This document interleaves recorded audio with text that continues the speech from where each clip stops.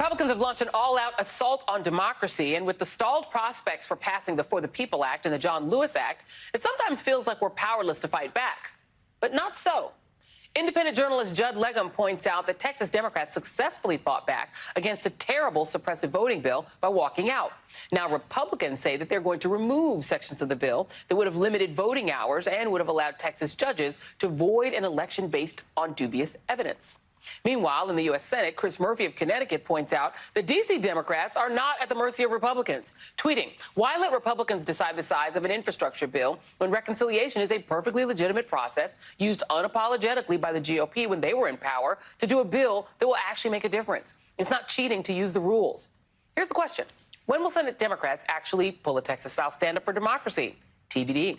I'm joined now by Jason Johnson, professor of politics and journalism at Morgan State University, and Susan Del Percio, Republican strategist. And Jason, let me go to you on this first, because what happened in Texas is that what you would think could happen in theory in D.C., that Democrats just said no, walked out, didn't deny a quorum. And now what's happening is you have Republicans going, whoa, whoa, whoa, sold to the poll Sunday. We didn't mean to take that out. That was a typo. Whoa, whoa, whoa. This idea that a judge could overturn an election is actually abominable. That's one of the guys who wrote the bill calling his own provisions abominable.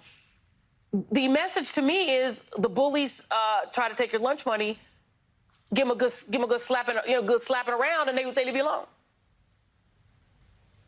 Well, Joy, that's completely true. And I could go into all sorts of mythological hagiography about how tough people are in Texas, but they really are sending a message to Democrats in Washington, D.C. For all the times the Democrats can take a knee and selfie from doing sit-ins and wear kente cloth, at the end of the day, they haven't really shown an ability to fight when it comes to serious and important issues. And here's the thing.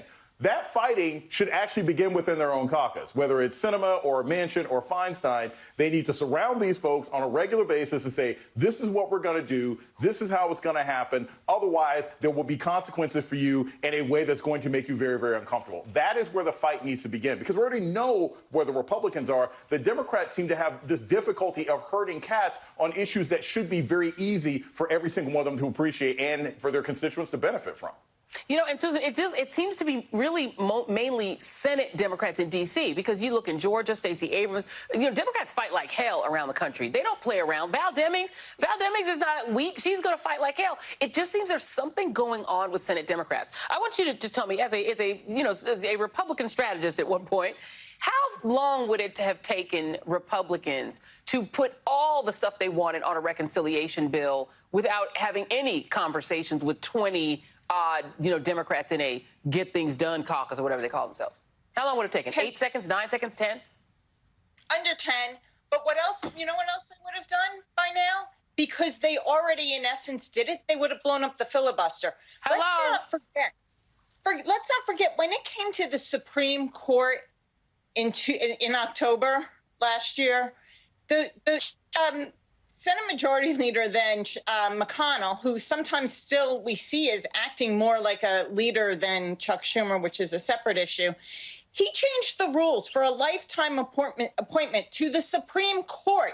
You don't think he would do that next Tuesday if he could? I mean, so right there. Now, and it's nice to say that, yes, playing by the rules is not cheating. Play by the rules. But use the rules to your advantage, because that's where we are right now. The other thing I would consider is putting stuff up for a vote. You know what? You want to see how bipartisan works, bipartisanship works if you're Joe Manchin? Put up SR 4, which doesn't really exist yet because the House hasn't introduced it this session. But if they did, see how many votes you get. What are you going to do with 54? So now what are you going to do? Now you're going to reintroduce it, or you're going to try and get rid of the filibuster? Because that's the problem the Democrats have right now, is that they're not forcing the issue every single time. And that's exactly what the Republicans do. And do it in a way that it's on TV. I mean, Jason, it's absolutely right. You have now the hemming and hawing going back and forth. Alexandria Ocasio-Cortez and Michael Bennet of Colorado warning Biden not to compromise too much on things like tax increases for top earners and mitigating climate change in the bill. You have Ed Markey saying no climate, no vote, I ain't voting for it. You're having all this hemming and hawing inside the Democratic caucus, which makes no sense. They're negotiating against themselves. I don't understand why they're bothering to do that. Do you?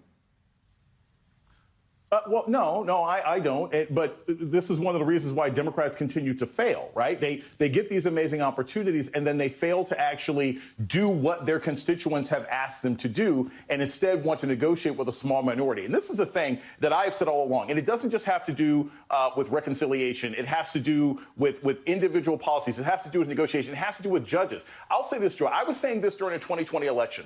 If you want to look at the long-term strategy of the Republican Party, it's always been voter suppression and judges. Rather than sending Vice President Harris down to the border, I said, Joe Biden should have said, you know what, Vice President Harris, you're a brilliant lawyer. I want you to go through every single judge that Donald Trump got into office, look at their applications with a fine-tooth comb, and let's impeach any of them that forgot to cross an I or dot a T. That's the kind of thing that an empowered president would do. Get rid of the long-term impediments to democracy that Mitch McConnell and the Republican Party have been putting together for 20 years. They won't have power for that long. We don't know what happens in 2022, but Democrats seem to think that they have this forever runway to get some Midwestern guy in a diner in Lorain, Ohio to say, gosh darn it, I guess I am okay with these rights for now. That's never going to happen.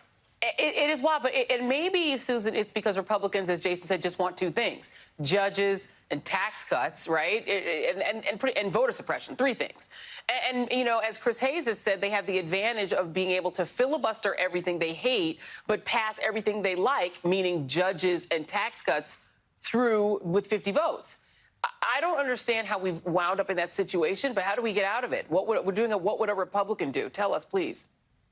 Well, but here's the thing. Those things are fine. Yes, they want it. But what do they really want? They want to win. With those things, they win. That's exactly what they're looking for. And that's the difference. They want to win. And they are saying, I can win with voter suppression. I can win with judges. And I can raise money with tax cuts. That allows me to win. To win. That's it. And you know how Democrats win? Pass all that stuff that you said you were going to pass when you were running. If you pass all that stuff, I don't care how you pass it. Pass it.